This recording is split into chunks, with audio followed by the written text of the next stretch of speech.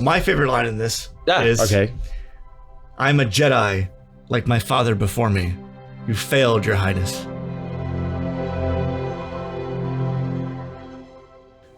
Did you know there's a deleted scene from Return of the Jedi where Luke and Vader are fighting when suddenly Darth says to Luke, not only am I your father, but I also know what you're getting for Christmas. Taken aback by the change of subject and suspecting a trap, Luke replies cautiously, how could you possibly know what I'm getting for Christmas? And Darth Vader replies, because I've felt your presence.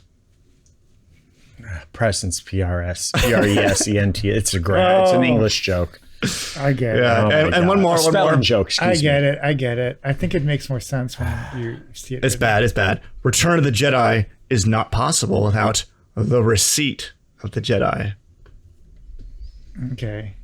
I mean, they're supposed to be bad. That is bad. Yeah, it's pretty bad. It's pretty bad. It's really bad. Anyway, hey everybody, welcome back to the Antimatter Movies podcast.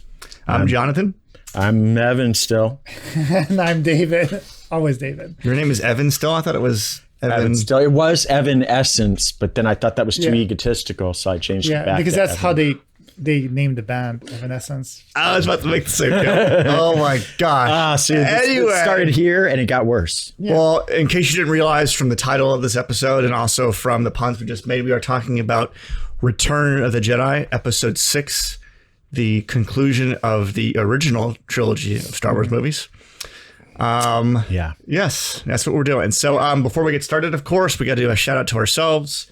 If for any reason you're listening or watching to us and you feel so motivated to do so, please leave a comment, a review, whatever that may be.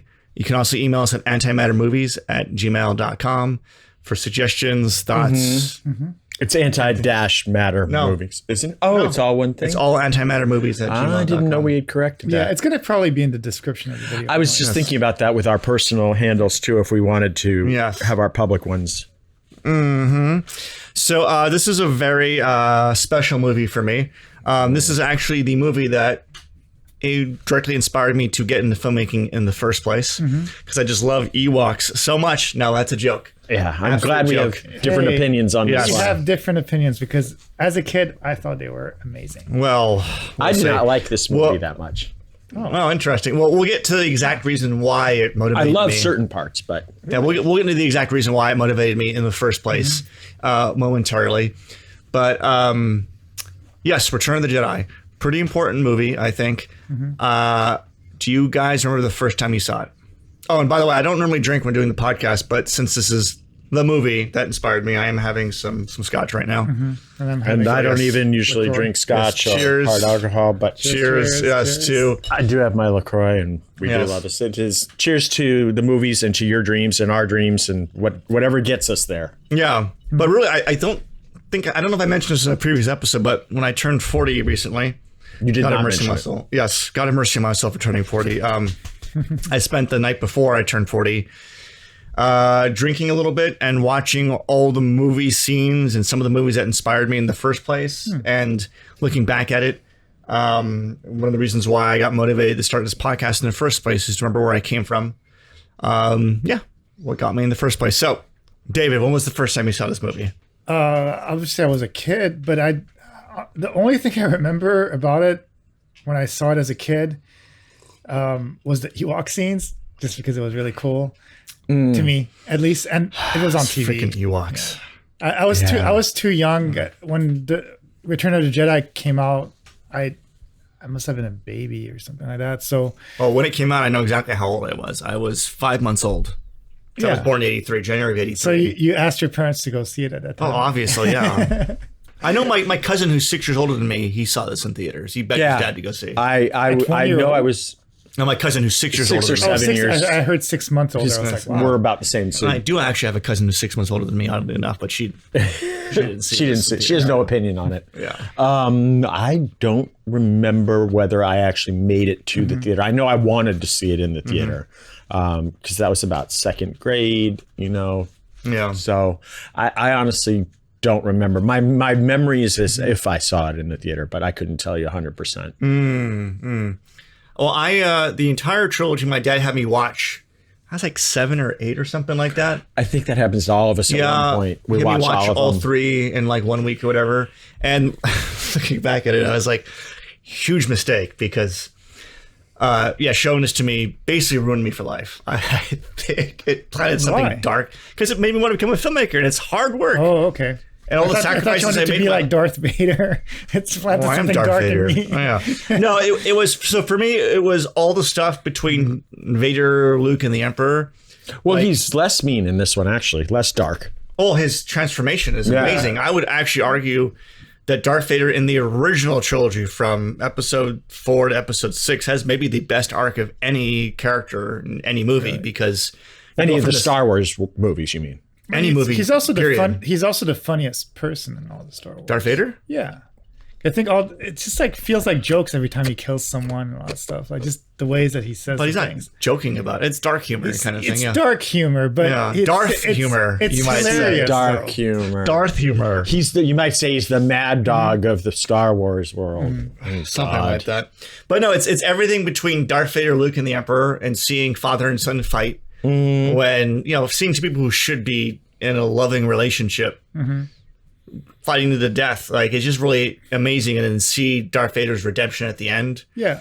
And but I think at the end too, like, don't you feel that Darth Vader was kind of starting to get away from the dark side? Well, I think that's the setup too, with the giving the Emperor more of a bigger role as the evil in it, because then you can allow for the redemption of Darth Vader. And you've also established Darth Vader as this like really evil person. Then you see like, okay, who's really pulling his chains, and to see that. Yeah. And he's a human. Really evil. He's scary. Yeah. But also I find it kind of, at least at the end of the movie when he kills the Emperor, I thought it was spoiler alert.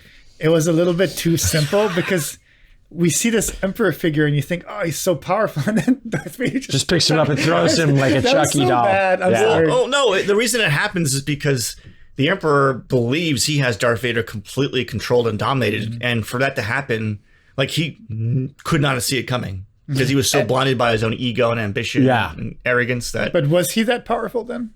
Well, he was powerful, but they do that. I think they play with it so that they can accomplish their end, because if you think about that whole fight sequence, it's like 5.5 minutes. It's pretty long between Luke and his father. They're flip-flopping back and forth for us as the viewer as to, is Luke going to give in to the anger as the Emperor is telling him? That's something like that? That's the scariest part, because you feel like, is he going to turn to the dark side? Because it's already alluded because he's wearing all black now. In this. Yeah, and he's a badass in this one. This is the first time we got to see him. He's got this calm, this stillness, which could be taken as either strength or bad or good, and then he chops off Darth's hand, and there's that foreshadowing. Or that's one of my favorite shots of all time, because I was like, I remember seeing it, and I told him, I don't understand what's going on. He's like, is he seeing what he could become, basically, and bookending what happened to him when his hand got cut. Yeah, and speaking of that, you got a broken arm right now. I wouldn't even think, but that was Luke, left arm. Luke, and I think right hand is Luke and Darth. Same hand too. Yeah, but that, and then also when Darth Vader, when Luke's being electrocuted by the lightning, and Darth Vader's looking back and forth, his son's crying out to him, and with a mask on. There's no word. It's amazing. I refuse to watch the special edition because Lucas put in him saying no. It's better silent, because you look at that, for the first time ever, you see Darth Vader's emotion, what's going on behind with a mask on, which is amazing. Which mind blowing, the music and everything like that, and when he changes, and it's just beautiful. And then even when like he takes his mask off, it's like, but you'll die. Like, nothing can stop that now. For once, I want to gaze upon. Let me see you with my own eyes. Yes. Takes it off, and you see this sad, broken old man. Yes, that's what it really is. Yeah. So it was just like, that got me going, because I did a deep dive psychologically on me like years ago, like what got me going, and I look back at it and like, it was Return of the Jedi that got me going. So and then the metaphoric thing that you just said out loud, but I just now got this too. That's a part of maturity and becoming a man yourself, is seeing your father as a human being, your parents as well in general, but your father, seeing either an emotional point of your father behind the mask, if you will, like when his father passed away, or when you see your mom in trouble and the way your father, that behind that mask of a father, a paternal image. But what do you think that would do to Luke seeing his father like that after having, his father's death. Well, and it's all that. obvious he tries to murder his nephew and then goes crazy and abandons everything because it's so out of character. I think he gets married to his sister, doesn't he? His half sister. No, it was his full sister. Oh, his full. Well, that makes Full even more sister. sense. He'd be twice as attracted Now, to you her. haven't seen the Disney movies, have you, Evan? Actually, I didn't watch. I just joked about them just now. Oh yeah, I They didn't. don't- they don't exist. They're terrible movies. Remember, I when heard, I so when I I didn't- saw The Last Jedi, and when Luke dies in The Last Jedi, I think I turned to you and says, "Man, screw this movie. I'm out of here." Yeah, it's so was bad. It was so dumb. So bad. And Yeah. there's plenty of people who defend those movies, but Nope. if anyone listening or watching enjoys the movies, like my hat's off to you. Like, God bless. yeah, I can't get behind them. Well, I think the kids that probably grew up with all these movies, they probably just, because the fact it's the nostalgia that they're gonna have, so they're gonna like it. Spits They're on gonna, nostalgia of those movies. But anyway, we're here to be positive, not talk about the movies that I don't acknowledge anymore. Right. But yes, so we have Return of the Jedi here. What sticks out to you guys the most? I want the old poster that they corrected. It used to be called Revenge of the Jedi. Yes, I would love that poster, Revenge of the Jedi, which is weird. You would think Lucas would, because they really went on that, like full on. A fan or somebody adjacent to the world told them. They already had printed. There was like 5,000 Yeah. or 500. A lot of those posters. Jedi don't seek revenge. They cannot. It was in the first movie. Apparently, we missed Yeah. it. Yeah, but I mean, like, Or maybe it was Yoda. I forget. rewatching it the other day, like really watching it, I'm like, you can see, man, they don't care anymore. Yeah, there were most of it? so many things in it. Yeah, You felt in rewatching it. Go I ahead. mean, I think they knew that it was going to be a success just because of Of the other course. ones. Yeah. Of So course. the budget is just huge. Again, from VFX point of view, I love all the chases with the hover bikes through. Oh, it's directed forest. It's great for beautiful. that. That's probably the second best sequence is the hover bikes, because I remember that being always breathtaking, and seeing it again like Yeah. really was like, wow, that's great. The Even matte paintings are still Even amazing. to today's standards, it's pretty. It looks. cool. It holds up pretty well. It does. It does. Yeah, do but pretty there are well. some effects that are just like, whoa, they were actually better in the older movies. You Yeah. know, there's certain things. I remember watching the VHS over and over again, and I just kept, I'm like getting through all of it to get to like the duel scenes, and I'm just like, I started fast because like this is. This is back when It's okay, VHS tapes, which took a while to fast Yeah, forward. yeah. I think something that is interesting is, and maybe it's a missed opportunity that they had, was because it was so dark. They could have, even though I enjoyed the Ewoks as a kid, maybe they could have not had all that stuff because it was Well, silly. it was supposed to be Wookiees originally Okay. in the original version of it, but Luke, because it made more sense because the Wookiees, canonically speaking, in the Star Wars universe, nerd alert, the Wookiees were enslaved by the Empire because of how strong they are and everything. Oh, right. So and even like the original draft, it was always going to be Wookiees helping overthrow the Okay. Empire. But Lucas is, and it would have made more sense for like Chewie. Imagine going to save for Yeah, his but people. Ewoks look like teddy bears. but they so knew kids about could buy them. toys and marketing. Marketing, because So again, they were like- Star Wars is what really got started the whole marketing craze. But and stuff like ironically, if we hadn't had the Ewoks, we wouldn't have had Warwick Davis, so we wouldn't have had Willow. So I don't know if it's ironic. It just simply is like that. yeah, It led but to that, I love yeah. Willow. Yeah, so and I'm Willow's happy good that too. Yeah, it happened. yeah. I think, yeah, there were a bunch of things where I was like, I kind of wish they would have done certain things differently. I love so many things in it, but like, Yeah. I wish Han would have been a smartass like he was in the other movies. He's just kind of, they neutered him. He's kind of like, A little bit, yeah. you know, he's just kind of like a prop, so to speak. Like they don't. Maybe often after having been frozen. He's frozen, so he's Yeah. not completely thawed. I mean, Leia Also- stays with him for a while. Yeah. Leah, Leia, Leia. come on, man.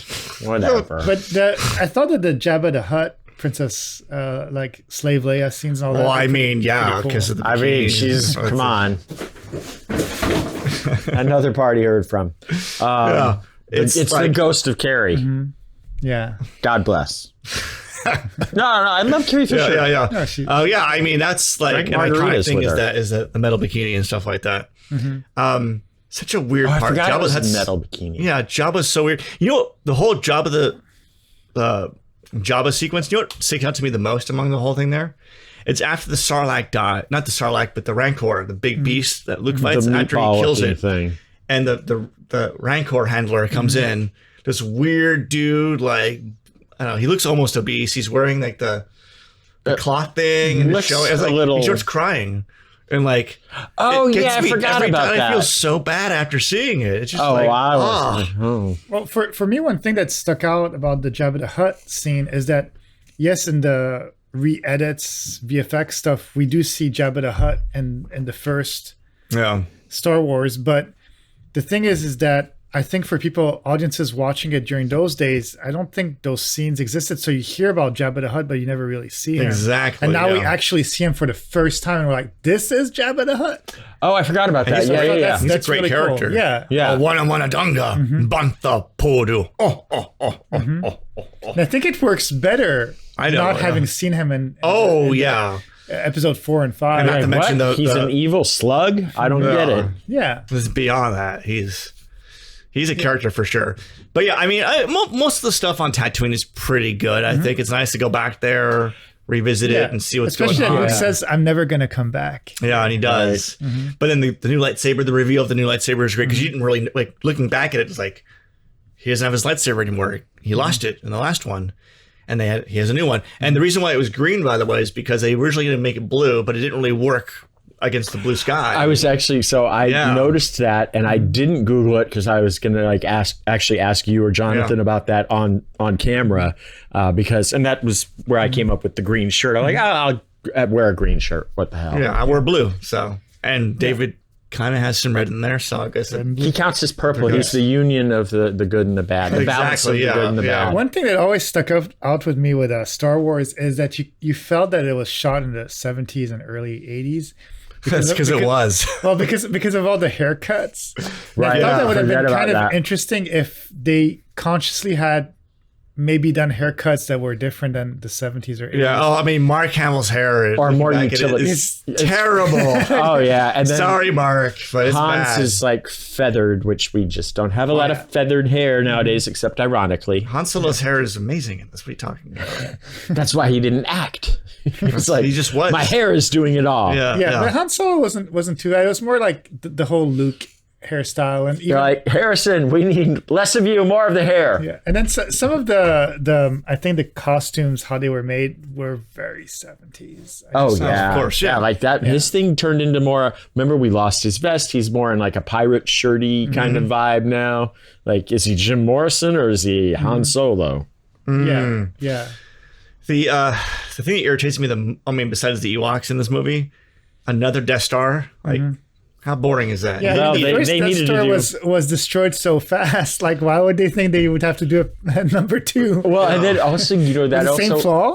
Yeah. Well, it does remind me of what was it? Contact, the Jodie Foster movie. Love that movie. Right at the end is like, why build one when you can have two for the price of one? So they must have been building it already. I hope. I think Haddon or whatever the billionaire's name is. I think he says 2 for double the price or something like that. Yeah. It's like it doesn't make any sense mathematically, but it's like, okay. But also, like, just having a Death Star doesn't make sense. Like, why would you want to have a spaceship that's a planet? And destroying whole planets is a really inefficient use of your resources. Then they should have talked about the fact that maybe, I don't know, Darth Vader likes to never travel, so he prefers to have a character the planet, so he's always home. Have a character with that exposition, like to explain it. Dumb, Remember that first Death Star we had, or why don't we do another one? Are you going to clean up the mess? We're still cleaning up the mess from the last one. Yeah, we will, but we're going to go ahead and like make it operational, but have an even bigger hole so entire starships can fit through and destroy it instead. Every month, Alderaan asteroids are hitting our planet's surface. Come on, aren't you sick of that? Like, it does think better, but I think this is where Lucas started to get into like, nostalgia. And it also bleeds into like all the other future Star Wars movies where they keep referencing the Death Star over and over and over. I mean, if you look at the Disney movies, which I have, every single one of them references the Death Star in some way. Every single, it's like, we're over it. Like, the Death Star is not Star Wars. It's just part of it. I was watching something, I forget what the heck it was, something in preparation for this, and one of the people was like, can I ask, and forgive me because I don't remember your name, whoever you were, he said, can I just ask a question? When did the Empire stop striking back? What happened? We just wound it down for this movie? Like, Return of the Jedi, there's no striking back. The Empire's just like, we're doing some stuff behind the scenes. Like, they're not It's just a title. I mean, I don't think it's. But they're not continuing the fight in return. They are At the hierarchy level. Many Bothan spies died getting us this information. Well, yeah. And then the Emperor masterminded the whole thing. He was literally trying to make a trap. If but there it's wasn't, trap. It's at the top. There's nothing else happening. if there wasn't down a below. war, it wouldn't be called Star Wars. Yeah. Do you know what the title, the Star conflicts? what the shooting title was for this movie? Star. Star. The shooting title for the movie was to. It wasn't called Star Wars when they were shooting it. Just to like. Oh, their mislead one. Yeah. For What was it called subterfuge? when they were filming it? I don't remember. Blue Harvest. Wow. Oh no, I didn't remember that. Why Okay. Blue Harvest? Because they didn't want to call it Star Wars. So when people walk by, they're like, "What are you filming?" Blue Harvest. Oh, okay, cool. Because it's Star Wars. They're like, they're gonna go ahead and start looking and seeing what's up. We were in a small town, which we alluded to in another podcast, where our drone pilot would tell everybody what we were filming, but he wouldn't tell them. He'd use subterfuge and tell them we were filming a mayonnaise commercial. Yeah, that's Yes, funny. we were doing. Yeah. So, speaking when they were filming it, well, also all the pre-production.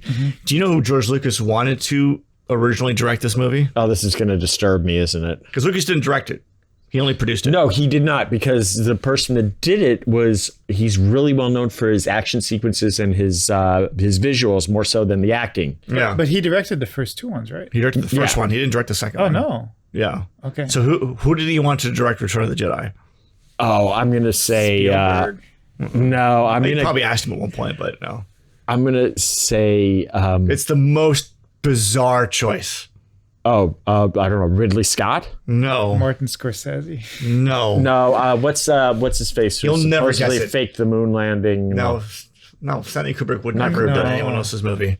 Although there must have been at some point some talk about Stanley Kubrick directing a movie. Who else is a Stanley Kubrick famous would never- director that would be appropriate to that era? Because no, Don't tell me. Don't tell you're me. never gonna guess it. Because when I tell you, you're gonna be like, "There's no way he could ever have made a Star Wars movie or even a Hollywood movie. There's no way." John Waters? No. Who's the first guy? Ed No. Wood. What? No. Who else is No. ridiculous? No, probably he was too old at that No, time. Edward was I think dead by then. Yeah. No, Who would be ridiculous to? Who would be ridiculous? his first name is David. David Lynch? Yes, David Oh, Lynch. wow. Okay. That would have been a trick. so young. It wouldn't have worked because Lucas controlled everything in this movie. Yeah, And 'cause- Lynch wouldn't do that. He's a control person. yeah, the director of this, Richard Marquand, really had no Marquand. control over it. It was Lucas's thing. Although David Lynch did go on to direct Dune, which Dune did inspire Star Wars directly. So I never watched the Dune. Is it good? Don't Okay. don't do it unless you really can appreciate bad movies. Don't do it. Yeah, that's good. I love Dune. Dune's my favorite novel of all time, and I will watch the original movie because it's a guilty pleasure of mine. It's bad. The new ones are great though. Well, as good as they can be, basically. But yeah, David Lynch had the meeting with it, and he's like, he realized pretty quickly on that Lucas wanted complete control over it. So I was like, why don't you direct it, George? And he's like, I don't want to. But why wouldn't George Lucas want to direct these movies? Is it too much stress for him? Well, Because so for Empire Strikes Back, it made sense why he didn't direct it because he was busy forming Lucasfilm and he just had no time, basically. Wasn't he in pre-production probably for what the hell was it? Howard the Duck. Maybe. That's right. I don't know. Well, this is weird. Oh, and then Yoda wasn't supposed to be in the movie, and Marquand was finally able to get Lucas to like, okay, fine, we'll go back to Dagobah. Because he imagined Yoda not being in this. Oh wow. It's kind of weird. But then also it ended up being important because Lucas did feel that people would not still understand that Darth Vader was a human being under the mask. So I think he actually talked to a child psychologist about it. Or psychiatrist, Well, whatever. I think that the Yoda scenes are one of the funnest. It's scenes. important, yeah. It's like really fun to see all those training montages. And it reminds us of Obi-Wan, and so it's kind of bookending it emotionally. Maybe with if there that. wasn't the Yoda scenes, we wouldn't have had Karate Kid. Maybe, but for Lucas realized for the children to understand that Darth Vader really was a human. They needed Yoda to confirm, yes, he is your father. That's true, and everything like that. And then kind of in the fight scene again, they're reminding us about the family unit because he says the thing about you've already revealed yourself or whatever. You have a sister, da da da da. And he says, So and then, you have a sister, twin sister. yeah, your Feelings betray you. Obi-Wan was wise to hide her from me. Yeah. Now his failure is complete. If you will not be turned, then perhaps she will. Yeah. Again, the puppeteering for Yoda was amazing. Well, Tons of great puppet stuff in this. Yeah. Really, really good stuff. Yeah. Yeah, the animals, the aliens, I rather. like seeing like his house and all that, and how he's like cooking stuff. Yeah. I think it's kind of fun. But originally there was supposed to be 6 movies in the original idea of it. In the canon and what of was it. going to happen was at the end of the third movie, what was supposed to happen originally was Han Solo was going to die. Which Leia was fine with. Yeah, Leia was going to walk. Leia wasn't his sister originally. Leia was going to walk away and help with the survivors of Alderaan. And Luke was going to walk off like a tired hero, like a spaghetti western. Into the sunset western. No, not in the sunset, because it was still going to, Vader and Emperor were still going to be around. It wasn't over yet. Right. But then he was going to go find his real sister, and there's going to be another 3 movies before he finally defeated the Emperor and redeemed Vader and stuff like That would that. have been a drawn out Which process. didn't happen. I think it would have been kind of cool though. It would have been probably better than probably, what Disney did. because when you look back at it, the Emperor just sort of he's been alluded to. You saw him once as a holograph projection. It's like what? Yeah. Remember, they don't even mention Sith at any point in the original trilogy. But They're just Dark Jedi. I'm pretty sure that a lot of the actors were really bummed that it didn't happen. Oh, I'm sure. because- Yeah, I'm sure. except for Harrison Ford, he was over it. I mean, Yeah, he Harrison was- Ford had an amazing career after that, but if you look at Mark Hamill, oh my God. has an amazing career. He's he not dead has yet. an amazing career. But Yeah. Mark Hamill has a great career too. He's done some. Such, And no one's a lot ever of- going to a lot figure of his voice- existence. tons of stuff, voice yeah. acting. But was it by choice, or was it just he kind of fell So, into Well, that? you're so iconic. He was supposed to be Mozart in the Amadeus movie. And what I happened? feel like we mentioned it already too. in Right, Greg's I feel episode. like you did. Yeah, but they wouldn't cast him because everyone saw him as Luke Skywalker. He was too Right, iconic. you did role. mention that. Yeah, You too did. iconic. So, Yeah, but people were able to get over Harrison Ford. Or Michael J. Fox or whatever. I know, But, you know, I think people will probably, 100 years in the future, probably people will remember Luke Skywalker more than Harrison But that's Ford's because- other parts. That's because he hasn't. It's because Mark Hamill hasn't done other really big roles apart from Luke Skywalker. But I think if his career they had put him in some other stuff that were some other genuinely good movies, then he would have just been like, oh, he's the versatile actor, and that's it. If you merged Star Wars and The Matrix, you know what Luke's name would be? oh, no. Luke Spoonbender. Oh, okay. Because the spoon Because does Neo, not bend. yeah. Oh, no, I know that. Sorry. I don't know if a lot of so people are going bad. to get it. But It's probably not. No, Oh, probably if not. you know The Matrix. Yeah. But you know what was There weird is is that no Soon that spoon. there's yeah, no The spoon, Matrix. it's Yeah, not bending. when you really think about Star Wars, it's a big franchise, right? Yeah. But remember, after Return of the Jedi, that was it. It was done for. Yeah. No one. There's Yeah. nothing else. Well, he would have done everything differently if he knew there was going to be 6. yeah, there was some RPGs that came out, and then it wasn't until 1990 when they started doing books and doing the expanded and then universe. video But there was games, nothing else. The And books- when they announced the Phantom Menace, sorry, I just had a shiver down my spine. When they announced the prequel movies, I sorry. bought one of the books, one of the first I read the books. I read all the books. No, Stuff like before that, yeah. the other stuff that came out post Star Wars, even one of the paperbacks I read before. Well, I read them all before the Thrawn trilogy and stuff like that. I read it all. I was obsessed with Star Wars for a while. Never But yeah, guessed. that was it. Like people were just, it was so strange he didn't do more. Yeah. Because people wanted more. And I think it's probably the biggest tragedy, because you look at the Disney movies, they really had no choice but to go really far into the future, and you can't do. I any would more have rather stories about Luke. seen a Star Wars sitcom, literally, That would have been Darth fun. Vader coming home, hanging up the helmet. No. Well, again, He suffocates to death, and that's it. again It's with all over. this The deep, dog comes up barking, and he. Yeah. I think with all this deep fake stuff and all that, it comes back to the same thing. They're gonna eventually AI generate some sort of Yeah. Luke Skywalker stuff. Until all the lawsuits happen. And No, it's gonna be through Disney, and that's it. They're just gonna get his somebody will sue somebody. He'll be like, well, of mean, course, if it's most of Disney, those. they're just gonna do Lucas it. doesn't have the rights That's anymore. true. And most of the contracts say on this or any unknown technology in the future in perpetuity. So yeah, you're right. They probably will just do whatever. I was looking at Blue Harvest. You mentioned that. Yeah. The tagline was "Horror Beyond Imagination." Oh, so it's ironic- describing The future of The Star Wars. future movies. Yeah, basically. Yeah, it's fun and stuff like that. That's so great. strange, but But again, did he say exactly why he didn't let? Lucas never. He has Wait, a love-hate relationship with Star Wars. I think he always feels like he lost his voice as a filmmaker because of the success of Star Wars. What did he do right after this movie? Lucas? Yeah. I don't think he did anything. That's What did he curious. do? But I think he actually gained a voice by doing I such a big film. know. He just complained about it and stuff like strange. that. It's just very strange to me. He didn't like do He more strikes me as very entitled. complainy. Whoops. I don't know. What else did he do? Well, worse is just Howard the Duck. He did produce it. Yeah. oh, God. 1986. So he probably worked on that next. I enjoyed it as a kid. Yeah. Yeah. I didn't know it was George. I think he Lucas. produced Watched it. Coppola's movie Tucker, The Man in His Dream. Tucker was Okay. cool. He produced so much stuff like that. But he was building out THX. And Yeah, and then you're saying also that he's directing a bunch of films that he's never releasing. he's never going to release them. Yeah. Imagine if actually throughout the 80s and 90s there's a bunch of Star Wars that he directed, but they're never going to be released. It's with the actual actors, but they're not allowed to say that they actually filmed it. Probably, Imagine. yeah. Oh, he's probably Wouldn't not wouldn't that known. be like the coolest thing It would be ever? pretty cool, yeah. Oh my gosh. Stupid question moment. Oh, there are no stupid questions, only stupid people. Go on. Well, no, I feel.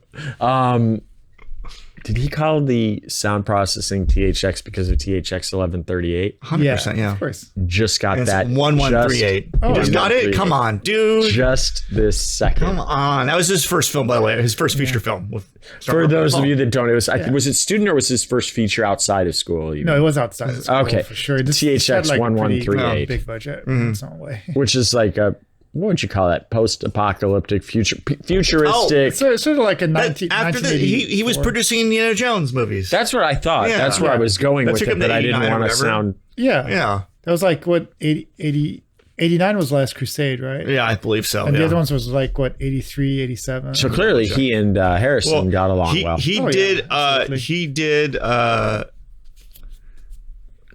Raiders of the Lost Ark in between Empire Strikes Back, Return of the Jedi. Yeah. 2 and I actually 3, or prefer Harrison and Ford 6. as Indiana Jones than right. Luke. Than But I Han feel like you Solo. could recast Indiana Jones before you recast Han Solo. You Although can't they recast Han Solo. Well, Han they- Solo I mean, prequel. they did. Yeah. but yeah. I mean, think nowadays they could have actually used Harrison Ford. Yeah. Well, Temple of Doom was 84, so that came out after. Well, now you bring him back as like the Obi-Wan style character Yeah. for the next But three. I think the movie would have worked much better if it had been a real Harrison Ford.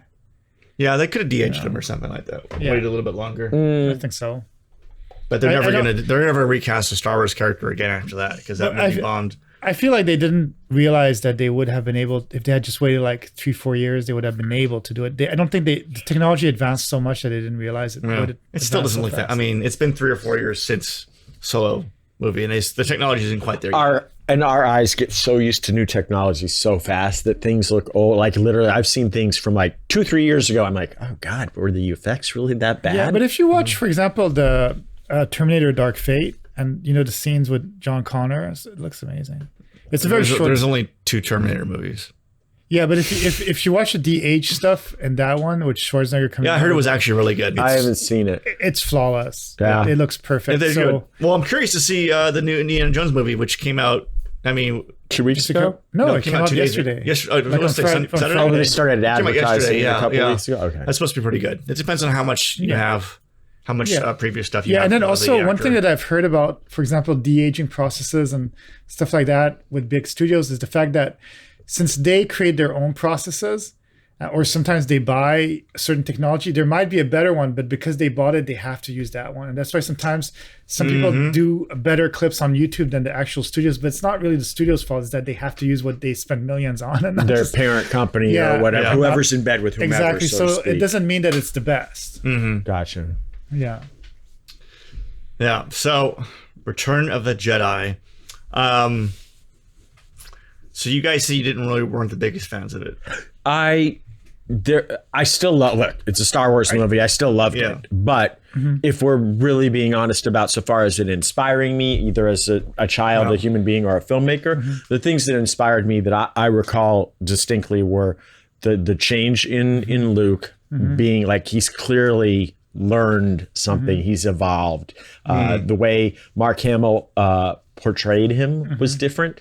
We didn't see him as boyish. We saw him as like, okay. And that also lends to the fact or the credibility that he could slip to the dark side because you have to make him powerful before you can. But also the fact that he's finally become a Jedi. Yeah. Yeah. You know? I will give Lucas one credit.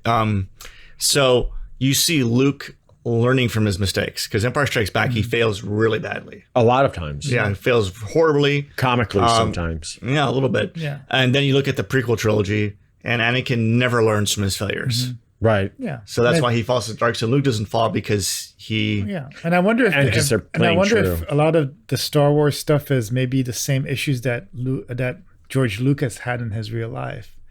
Oh, I mean, there's definitely something in Lucas in there for sure. Yeah, where he learned a lot from his mistakes. So I wonder, I'm actually curious to know what happened in his life too.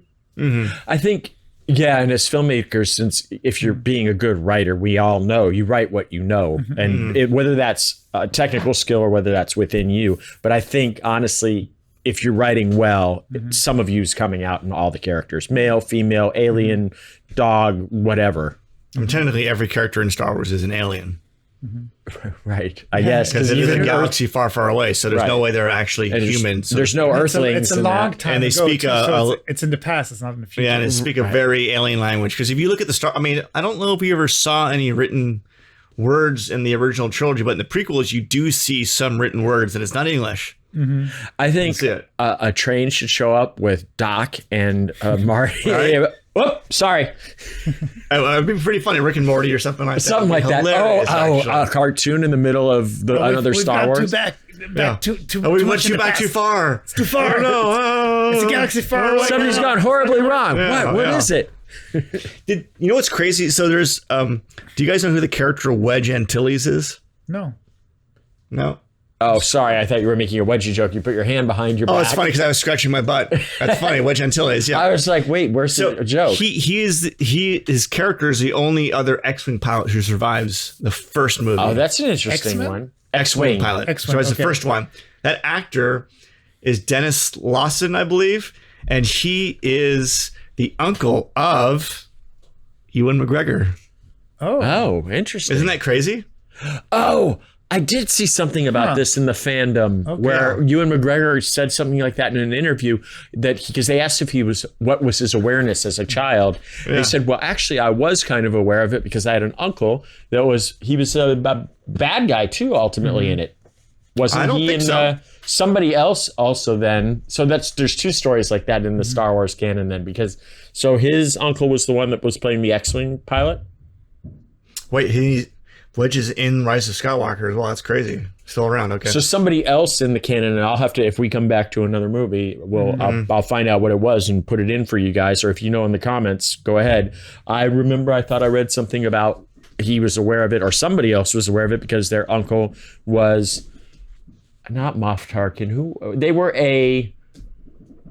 were somebody that was adjacent and survived all the movies from the Empire. Well, it's Wedge. He's like the only other character besides the main one. Yeah. So maybe the person that was recounting it was misstating that he was one of the evil men and he was really one of the good guys. Maybe. Well, I think it just reinforces once again, and it shows how small the Hollywood acting world is. Even though they're Scottish actors. So. Yeah. But still, it's Hollywood movies. Yeah. Scottish. And Ewan McGregor is arguably the best part of the prequel trilogy anyway, so... Yeah. So I think the Phantom Menace was not so bad. It was okay. Get off this podcast. But honestly, if you really think, if you had to pick one, it wasn't. No, it was still Revenge of entertaining. the Sith is better. Really? I saw Phantom Menace 6 times in theaters, and the 6th time I was like, wait a second, this movie's terrible. It took you 6 times. You liked it the first 5 times. I was obsessed with Star Wars. That was like the biggest height of my Star Wars obsession. And I was like, did you like Jar Jar Binks? I was fine with I was brainwashed enough. I was so mad I almost walked out of the theater. Really? I was brainwashed enough to like, no, I'm just that tells you how visceral that is. On these other things that we've talked about, I usually I'm like, I don't remember if I saw it in the theater or if I saw it. I remember I almost walked out of the theater. I was so mad at Jar Jar Binks. What was wrong about him? Like, Well, was first it the of all- accent? Was it the? It was everything. It was the implied ethnicity, which we won't speak to because everybody has their opinion on it, and I don't want to make anybody mad nor support anybody unduly. But it just disturbed me that it was, first of all, it was a big character. It was too much comic relief if you want to just talk about it from an acting point of view and a strictly, and then I didn't even like the look of the character either. Yeah. It's just, there are a lot of things. And then if you wanted to add in the other stuff. I'm sure that the producers thought that this would have been like an amazing character. No, Lucas thought it. It No one else wouldn't thought that, even survive nowadays. But you look at the alien characters in Return of the Jedi, like Jabba the Hutt's great. Yeah. And we can't forget about Admiral Akbar. the It's Trump! puppeteering and I mean, Yeah. everything. Oh yeah, amazing. Yeah, there's just amazing stuff in here. except for the worm stuff. I thought it was a little. It's like The worm stuff? the worms, like the sandworms. You mean the Sarlacc? Yeah. Oh, where they're fine. going to get Sarlacc's thrown fine. in. They built that, by the way. Yeah. Poor Boba Fett. Well, it's funny they kill off Boba Fett so fast. And Yeah. Lucas talked about it. If I'd known Boba Fett was going to be so popular, I wouldn't have killed him off. Right. I know, it's because that's one scene that really struck me. I don't think it struck me badly when I first watched the film, but when I rewatched it recently, I was like, oh yeah, he does die like pretty easily. Yeah, you just hear about him. and that's it. He's dead. Oh, yeah. I mean, he's in Empire Strikes Back. He's But in Jabba's like, hear about him. Oh, here's a good payoff. Boba Fett's he's like, gone. oh, Yep. he's super cool. Oh, bye. Yeah, exactly. Which, I also like Lando's co-pilot when he's in the Millennium Falcon okay. and going to the Death Star. Neeb or something like that. Again, back to the Harrison Ford thing. Why doesn't he want to just pilot the Millennium Falcon? Why is he going to hand it off to the guy that like Because he's got to go fight. stood by and let him get carbonite frozen? Like, oh, your good friend. You're going to take my himself, though. ship. I don't feel like going. He took it for the He took one for the team. yeah. He redeemed himself. He's Come like, on. I'm barely defrosted. And you also, take like, the Falcon. Before they put him in that carbonite, he says, "Take care of Leia."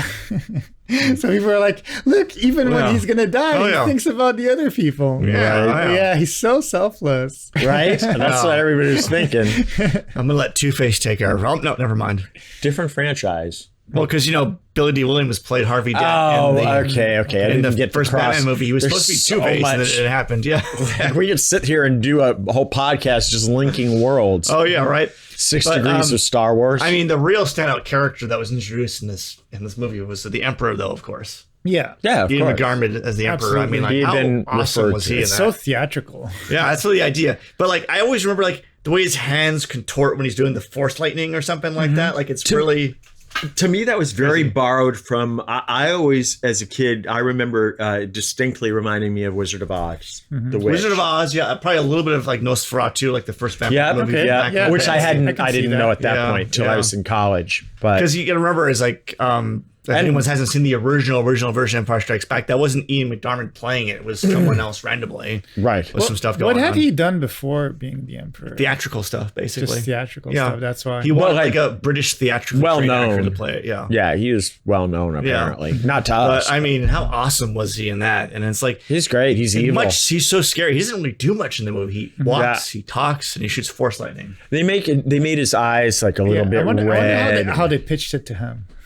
You get to be the most evil. Darth Vader? He'd be like, yeah. He's like, you get to be more evil than More him. evil Yeah. than him. And you're gonna get paid a lot of money and be remembered forever. And yeah, you'll be in this movie forever. I mean, honestly, it's not too much work to give someone back than do you want to be in Star Wars?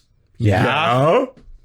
Whoa. But I always look at it this way. It's like if you're a theatrical actor, a lot of them they don't really care about movies. What was funny is that he was casted. He was too young to play the part, so they aged him up. And then when they did the prequels, okay, now you're old enough Now to you're play old the enough. part. You're good to go. Okay. Also, if you really do love theater and you do one good movie like this, you can eat and do theater forever. So in a sense, it's like having an appreciation. Actually, this is kind of an epiphany I came to for you actors and creatives out there as well, to really appreciate where you are instead of like, I hate going to my job and da-da-da. If it allows you to do the thing that you love, then go and honor that and do that thing. Don't let it suck your soul and kill you.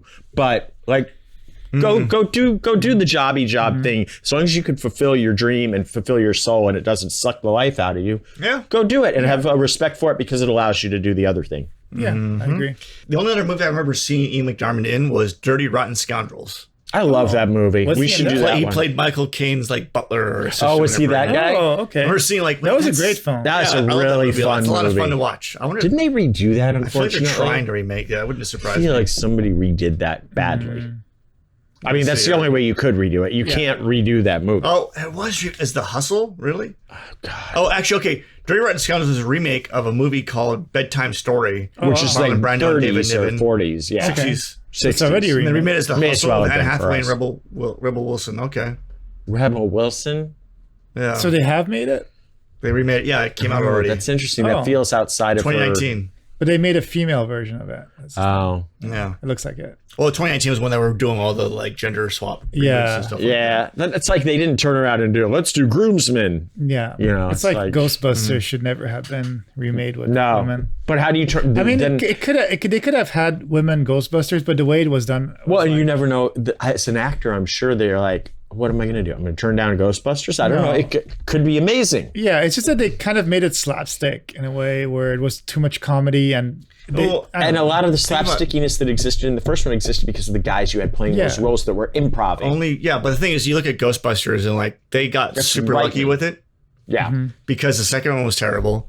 And when you when you look at the behind the scenes of Ghostbusters, they improv almost everything, and the original cut was unwatchable. They went and actually redid the whole thing over from in the cutting room, and they managed to make it work. But they'll never recapture what they had in the first Ghostbusters because it was just like it was pure dumb luck. It's ectoplasm in a box. Or a bottle, whatever. Or a bottle, or whatever. ectoplasm in a. What was the thing called?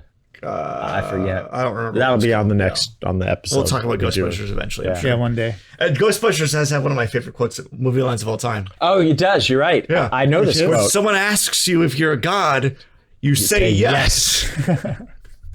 That's Yeah. funny. Now people will be Googling that But- or ducking. Yeah. What a fun little way to come back to Return of the Jedi. So my favorite line in this is, Okay. I'm a Jedi like my father before me. You failed, Your Highness. And he throws the lightsaber away. Yeah, it's like- that was a big thing. That's like It's scary. It's like, look, you're standing in front of the most evil, powerful being in the galaxy. that's like swinging a big Toss one. it away. Like, no, I'm not going to do this. Nope, you can't. No, I believe in my father enough that he will save me. And he really, And it's does, also yeah. it's also either a bluff or an acknowledgement of, like when they God, in the other movie where he says, which they borrowed, essentially paraphrased in the Matrix, he's starting to believe, yeah, that's it, totally 100%. It's the same 100%, yeah. thing. Well, that's what Yoda says. You have to believe. Does he? He didn't say you have to. Yeah, he says it's something right else, but before he when Somebody he said- fails like, at raising the thing, X-wing I don't know fighter. the exact words, But but I mean, look back at what Yoda and Obi-Wan are telling him. It's like, no, your father's too far gone. You're not ever going to succeed. And like how, and like, not only are you going to trust your father, but you're going to ignore everything your two biggest mentors and actual father figures say to you. Like, no, I'm going to do this. And that's interesting. It goes back to like a Judeo-Christian ethic of, or even Buddhist of belief, and like so Luke believes, and ergo because he believes, that belief also strengthens the good in his father and the strength of two goods against one evil. Yeah. Sorry, so figuring it's- some of this out at this moment. there's a lot in this movie. There's more to unpack there. Yeah, than, then you realize Yeah. and stuff like that, because there's a lot. Even like I remember reading about like the original ideas for the script was going to be like Really horrific. Vader. just not It was great. like Vader and the Emperor like fighting each other over who gets to control Luke and stuff like that. And what they came up with was a lot more beautiful and I thought, empowering for it. yeah. But it also shows like Ghostbusters is actually relevant to this, because Ghostbusters, they kind of winged it. The original Star Wars trilogy, they kind of winged it actually, and they got really lucky and it worked out for the most part. And you see it in the Disney Star Wars where they're like, So well, it was- we're going to go back to how the originals were and just kind of wing it and see what happens. And it didn't work out. There was Bad no pun planning in at a time. 5, 4, 3, 2, 1. Bad pun. So it was unknown. So you could say they X-winged it. That's not- Hey, I said bad pun. You were 4-1. Oh my gosh. I right. don't even know what to say to you anymore. I forgot to put the stopwatch on, so I think we're close to an hour at this point. It's 10 o'clock at night. God, it everybody. feels like it, but I don't think so. I don't know how far I think we we're are. pretty close. To We're an pretty hour. close. Oh, wait. There was something that... Hold Leave on. a comment right now, everybody, if you think we should end the podcast right now. Right. And we'll flash forward in time. Yeah. I mean, there's no real saying that the podcasts have to. I know, right? Well, I will start closing this out by saying, like, despite the shortcomings of this movie, it definitely showed the beginnings of the end or the corruption of Star Wars has become more commercialized, more commoditized, stuff like that. I will say of all the Star Wars movies, this is my favorite Star Wars movie. It's not the best Star Wars movie. That's Empire Strikes Back. It's probably my favorite stylistically, but I do have one question before we go. Okay. Go ahead. But I will say, like, I'm grateful this movie exists because, again, this is the reason I got into filmmaking was everything at the end between Luke and the Emperor and Darth Vader and how that resolved, and what a fantastic, beautiful ending to kind of show like what it is. And then like when you look back at the prequels, as much problems with the prequels, it does help create a coherent story from episode 1 to episode 6 to show Darth Vader's rise, his fall, and his eventual redemption. Although I think the story is stronger for his arc from the original Star Wars movie to Return of the Jedi because, again, to take what was at the time, I think still is the most iconic movie villain of all time. And to be terrifying and then to break him down, to humanize him before he took the mask off and to show like how that went down. And like for Luke, when he originally, the first time he saw Darth Vader was him murdering Obi-Wan Kenobi. And as a kid, you really don't think about him being a person under that mask. You really don't. I never really did. And to him being humanized and Luke loving him despite all the horrible things he's done, right? And seeing the beauty of his father, like it's powerful. It's really powerful right there. The last thing and the question adjacent to that I was going to ask, which maybe you have an answer for in the structure of this, is I didn't really get upon then or even rewatching it, like why the Emperor would be like, basically do your father in and take your rightful place beside me. I'm like, he could have two badasses. Why do you want him to prove it by killing his father? Because maybe Darth Vader was already broken. He's like, he's broken. Darth Vader was already a broken man. They're like, he's got one less hand. I'll take you. Yeah. Yeah. But anyway. I didn't realize until years later is that when Darth Vader picks up the Emperor goes to kill him, the Emperor screams, "Anakin, no!" It's the only time he calls him Anakin throughout it because it's like, oh, I missed that. He's trying to, because, first of all, I was caught up on how did he do that with one hand. At that moment, Darth Vader's gone. He's Anakin Skywalker again, and he knows he can't call him Darth Vader. He's appealing to his old friend, so to speak, because he realized, and that's weird in another way. He's rejected it, picks him up, and it's like, if he's a badass, he could just be like, but he's so taken aback from it. He's so shocked. But again, you can't forget he's so much in the dark side that he would never do that to the Emperor. But it shows that Luke could never physically defeat the Emperor. The only way to do it was to turn his father back. Which means that his father is more strong than he is. Well, not necessarily. Their bond was strong. Right, the thing I was saying about the two of them. Yeah, because like Yoda and Obi-Wan is telling him, you got to fight and kill them both, but they didn't. I don't think they even realized, because also it shows the problems of how the Jedi were back in the day, is they saw it still extremes and stuff like that. So by having... The only way Luke could have succeeded was to turn his father back to the light side. Which takes us back to good is still better than evil. Stronger than evil. Yeah. Because the implication is that the Emperor, you always fear as a child watching it that maybe the Emperor's stronger, Yeah. But also, what is good or evil? Because probably the people that's why on the dark side, taking it back, they were doing good. Well, and it's if you want to really get into like Taoist and Buddhism and all those other things, one can't exist without the other. They're part and parcel to the same thing. So, so at the end of the day, did Anakin bring balance to the Force? I guess in a more in a external sense, you could say his prophecy fulfilled in that he brought balance. He brought balance to the Force until 2015 when Force Awakens came out. It didn't matter.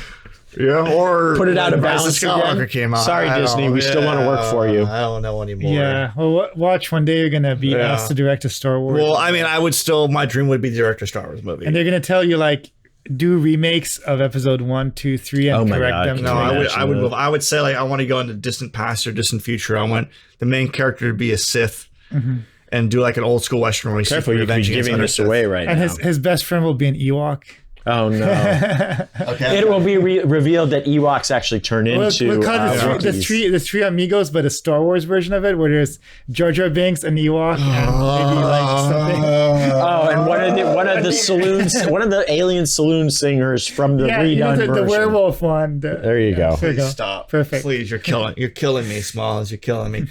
I think I need to stop right there because I can't bear with it anymore. But anyway, yes. So we are now we're done with phase 1 of the podcast, like in Marvel, because now we've got to the movie that inspired me to do it in the first place. So here we go. Moving forward with everything in life. Yes, everyone, thanks for watching so much. If you have any comments, or if you want to argue with me over the merits of Return of the Jedi, or if you want to argue with me over the other Star Wars movies, I won't engage because I can't talk about them anymore. But I love Return of the Jedi with a passion. I think we should give a condition. If we can get, I don't know, 10,000 likes on this video, we'll talk about episode 1, 2, 3. We'll talk about the prequels. If we can get 10,000 likes. It's going to be really depressing for me. I'm going to have to really bite my tongue to stay positive because it's going to be really hard for me to. Yeah. Well, and if anybody comes up with anything, honestly, that this one doesn't know, or arguably the three of us, but for sure that he doesn't know, or that has a point that cannot be argued properly, we will bring you here to do it with us. Yeah. Don't make promises like that you can't keep. Oh, well, I will. I'll go pick you up. All right. Yes. Okay. I think we're good to go. Everyone, thank you so much for listening and or watching this. Again, if you have any comments, questions, concerns, corrections, anything. If you're worried about my facial hair, I'll shave it eventually and stuff like that. If you're worried about Evan's arm, probably 2 more podcasts. If you're worried about David's fashion choices, you can talk about that too. It's up to you. We need a stylist, I guess. Yeah. Again, antimattermovies@gmail.com if you want to reach out to us, have any suggestions. Antimatter Entertainment at Instagram. Anti-matter, whatever. Anti-matterproductions.com. It'll be here or here or there, whatever. It'll be in the description probably. So. Oh yeah. Cool, everyone. All right, you enjoy the rest of your day, evening, however you're listening to this, and we'll see you next time. Harry's Razors should send you some. Goodbye. Bye.